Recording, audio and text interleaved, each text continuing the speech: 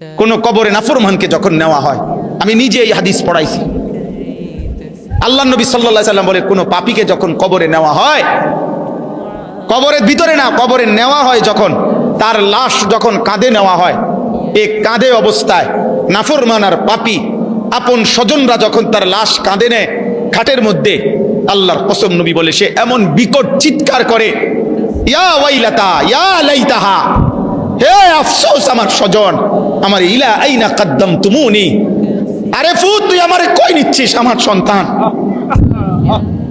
আমার ভাই তুই আমারে কান্দে নিয়ে ওইদিকে নিচ্ছিস কেন? মনে আমারে মাইরা ফেলবে তো, আমারে কবরে দিস না রে আব্বা, আমারে কবরে দিস না, আমারে তো ফেরেশতা মাইরা ফেলবে, আমারে তো শেষ করে ফেলবে, আমারে দিস না। এইভাবে স্বজন নিজের স্বজন ডাকে যে, কারণ আপন জনরাই তো লাশ কাঁধে নেয়, আপন জনদেরকে ডাক দে, আব্বা এটা করিস না, আব্বা আমারে নিস না ওদিকে। আল্লাহ নবী বলেন পৃথিবীর সমস্ত মানুষ যদি একসাথে শুনতো, এক মাঠে দাঁড়াইয়া একত্রে, খোদার কসম নবী বলছে আদম থেকে ইসরাফিলের ফু পর্যন্ত সমস্ত মানুষ যদি এক মাঠে থেকে একবার জীবনে এই পাপীর চিৎকার একবার শুনতো, আল্লাহ নবী বলেন লা সাইকা, তাহলে সমস্ত মানুষ একসাথে চিৎকার দিয়া বেহুশ হয়ে যেত। তোমরা মস্কারি মনে করছো, শেষ পর্যন্ত দিন শেষে মিলাইয়া দেখো অর্জন তো কিছুই নাই। যত নারী দেখছো কেউ তোমার আপন না, মোবাইলের নর্তকী তো তোমার না, নর্তকী তো তোমারে ধোকা দিছে আব্বা, নর্তকী তো তোমারে ধোকা দিছে, সিনেমার নর্তকী তো তোমার না, রাস্তার বেপর্দা মেয়েটা তো তোমার না, তোমার কিচ্ছু না, সে তো রূপ যৌবনের ফেরি করে। হ্যাঁ, অস্থির ছবি যারা দেখো বাবা, কি দেখছো, কাকে দেখো?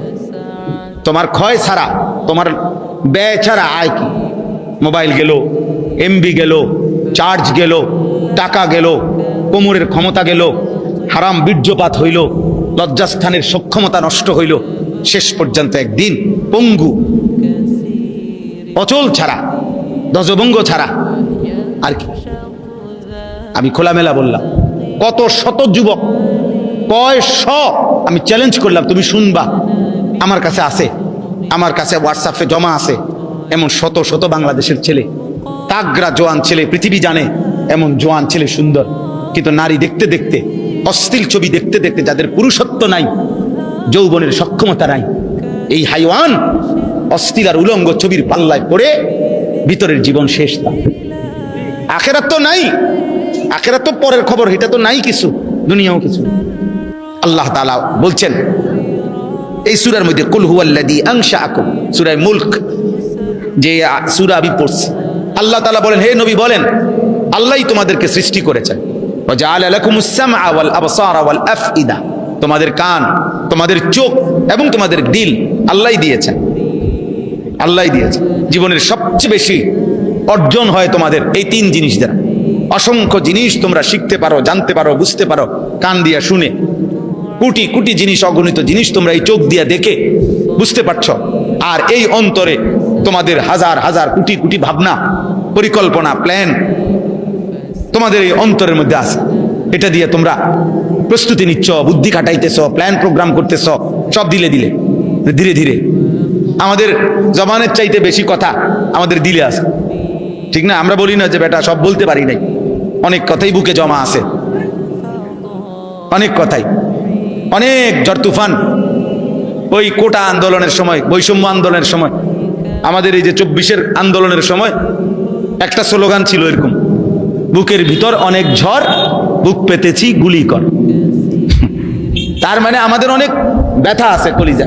ওই ছেলেরা এটা বুঝাইতে চায় আমরা দীর্ঘদিন যাবৎ বৈষম্যের শিকার, জুলুমের শিকার, আর এই মজলুমরা সব একত্র হওয়াতে জালেম ভাগতে হয়েছে। হ্যাঁ হ্যাঁ, বাস্তব, এটাই সহজ হিসাব। অনেক মজলুম একসাথে হয়ে গেছে,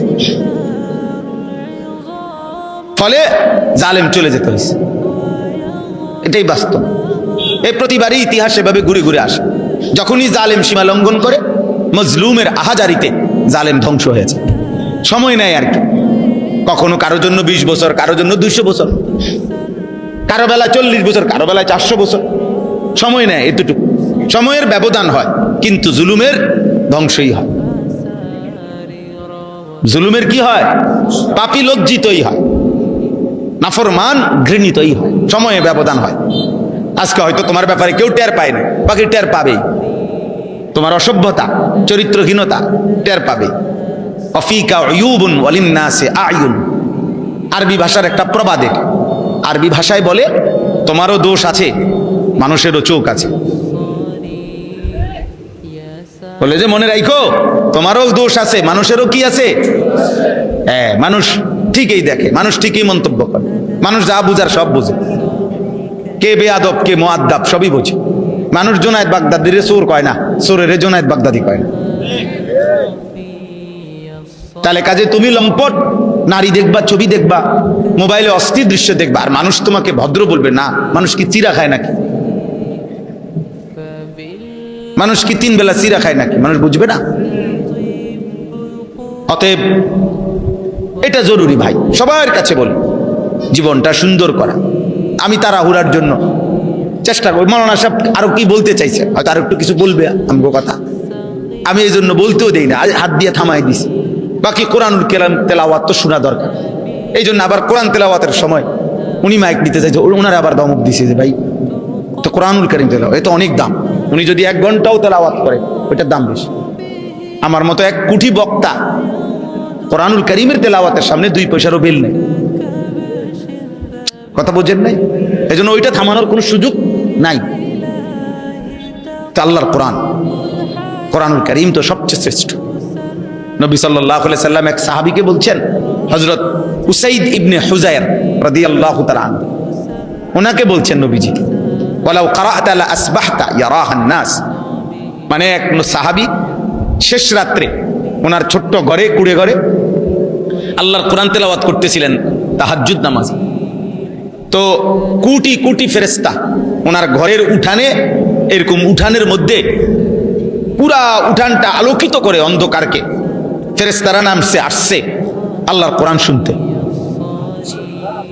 তো উনি ওনার ঘোড়াটাকে বাইরে নিয়ে বাঁধ দিতে গেছে, গিয়া দেখে ওনার উঠানটা আলোয় আলোকিত, চারিদিকে অন্যান্য সব জায়গায় অন্ধকার, কিন্তু ওনার উঠান যেটুকু এটুকু আলো আর আলো, অগণিত আলো। সকালবেলা তিনি নবীজির কাছে বলছে, ইয়া রাসূলুল্লাহ, গভীর রাতে আমি আল্লাহর কোরআন পড়তেছিলাম, তো এরই মধ্যে আমার ঘোড়াটা নড়াচড়া করছিল, আমি এই জন্য ঘোড়াটা তেলাওয়াত বন্ধ করে বাইরে ঘোড়াটা বাঁধ দিয়ে আসতে গেছি। বাহিরে বাঁধতে আসতে ঘর থেকে দেখি আমার উঠানটা আলোয় আলোয় ভরপুর অবস্থায় ছিল। এই তখন নবীজি কথাটা বলছে, ওয়ালাউ ক্বারা'তা লা আসবাহতা ইয়ারাহান নাস, হায় সাহাবী কি করলা, তুমি থামলা কেন?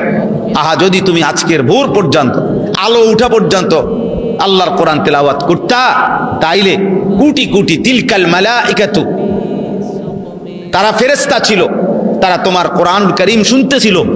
আমরা সবাই, তুমি যদি তেলাওয়াত চালু রাখতা, আমরাও সবাই এই কোটি কোটি ফেরেশতা দেখতে পেতাম, সব মানুষ দেখতে পেত।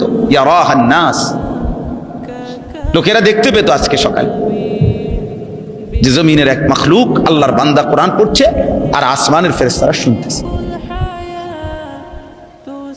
হ্যাঁ, যে ঘরে কোরআনুল কারীম তেলাওয়াত হয়, আল্লাহর নবী সাল্লাল্লাহু আলাইহি ওয়াসাল্লাম বলছে, শয়তান সেখান থেকে তৎক্ষণাৎ দূরে সরে যায়। কেন এত গুনাহ হয়? কোরআনুল কারীম তেলাওয়াত নাই যে, মা বাবা ছেলে মেয়ে নাতি দাদি কারো জবানে তো আল্লাহর কোরআন নাই। এই জন্য ঘরের মধ্যে সবার চেহারা সুরত শুধু শুধু ফাঁকি ঝুঁকি, পাপের চিহ্ন। প্রত্যেকে প্রত্যেকের সুবিধা মতো গুনাহ করে, বাপে বাপের সমবয়সীদের সাথে গুনাহ করে, মা মার সমবয়সীদের সাথে গুনাহ করে, জিয়ে জিয়ের সমবয়সীদের সাথে গুনাহ করে, ফুতে ফুতের সমবয়সীদের সাথে গুনাহ করে। প্রত্যেকেই যার যার গ্রুপ বাছাই করে নিয়েছে, যার যার সমবয়সী নিয়া গুনাহ করছে। বুড়া মিয়া আরো 5-6 জন বুড়া লইয়া এই যে বিড়ি খাইতেছে, উনি ওনার তালে আছে। মহিলা পাশের ঘরের 3-4 ঘরের ভাবিদেরকে নিয়ে বেহুদা গল্প করতেছে, বেহুদা কাহিনী বলতেছে, একটা 3 পিসের ঘটনা কইতেছে, এইটা সবাই শুনতেছে, এটার উপরে আবার কথা বলতেছে। আহা, অথচ প্রত্যেকের গায়ে জামা আছে, প্রত্যেকেরই এগুলো আছে, বেহুদা বলতেছে। অথচ আল্লাহ নবী সাল্লাল্লাহু আলাইহি সাল্লাম বলেছেন, লা তাজআলু বুয়ুতাকুম মাকাবির, তোমরা তোমাদের ঘরগুলো কবরস্থান বানায়ো, কবরস্থান বানিয়ে ফেলো না।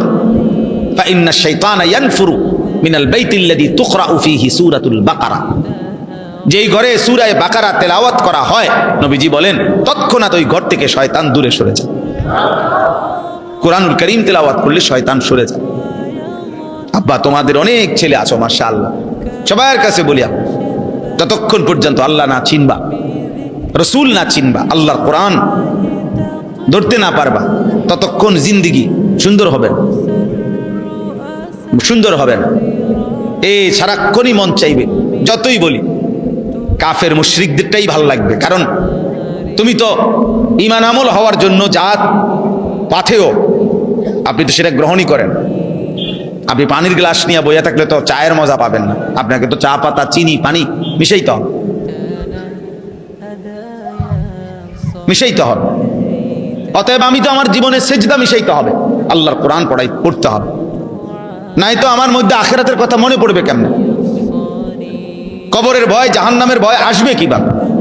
যেভাবে আসে সেটা তো আমি গ্রহণই করলাম আমার জীবনে। মোবাইল টিপলে আল্লাহর কথা মনে পড়বে কেমনে? বিড়ি সিগারেট খাইলে আল্লাহর কথা মনে পড়বে কেমনে? কথায় কথায় গালিগালাজ করলে আল্লাহর কথা মনে পড়বে কেমনে?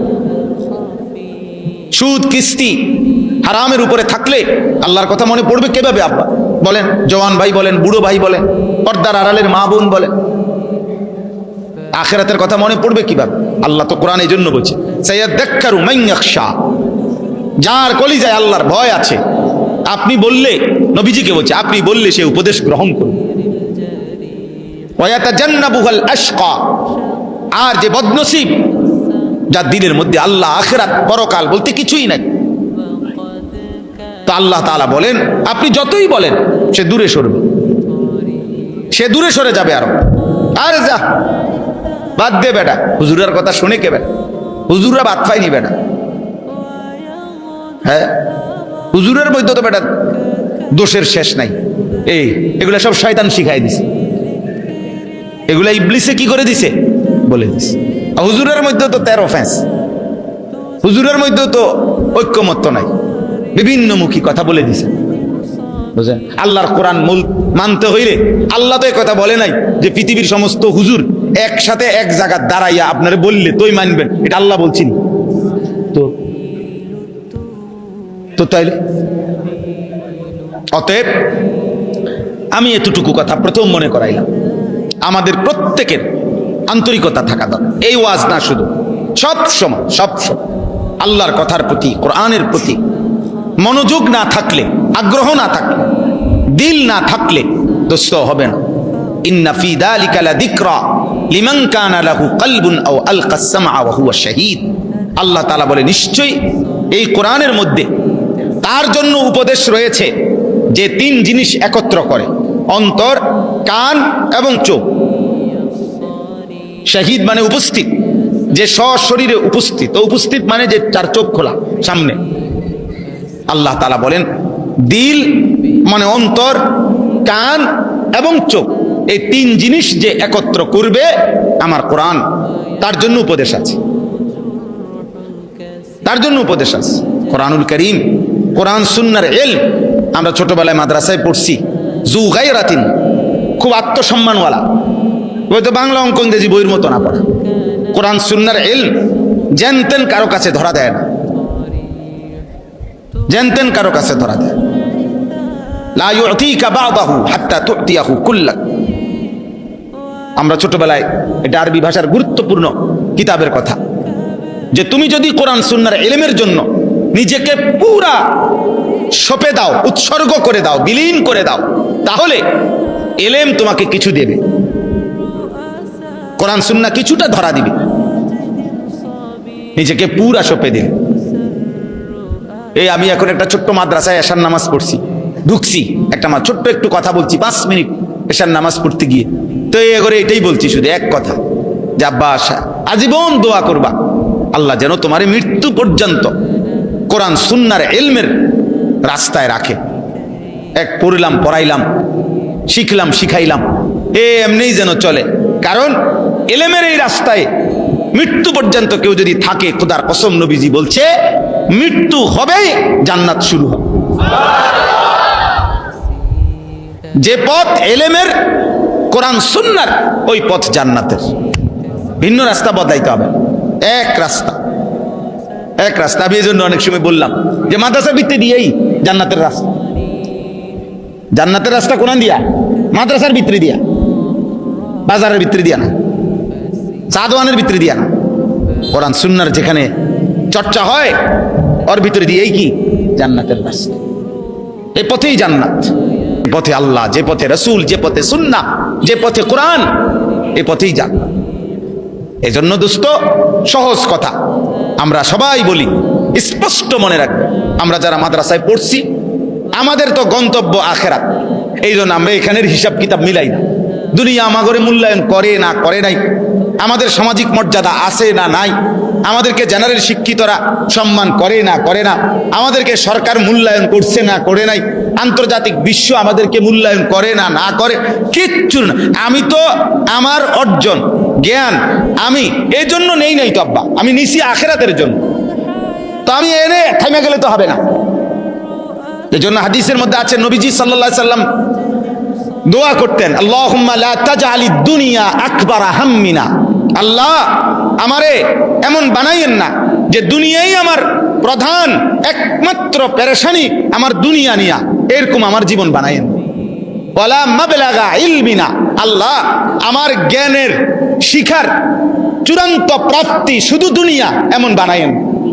ওয়ালা গায়াতা রাগাবাতিনা, আল্লাহ আমার জীবনের স্বপ্ন, ইচ্ছা, আকাঙ্ক্ষা, পরিকল্পনা, আশা সবকিছুই শুধু দুনিয়া সাজানো, এরকম বানায়েন। নবীজি দোয়া করেন, আল্লাহ আমি যেন এখানে থেমে না যাই, আমি তো থামবো আখেরাতে, আমি তো থামবো আল্লাহর সামনে, আমি তো থামবো মিজানের সামনে, আমি তো থামবো ফুলসিরাতের সামনে, আমার চূড়ান্ত থামবো জান্নাতে।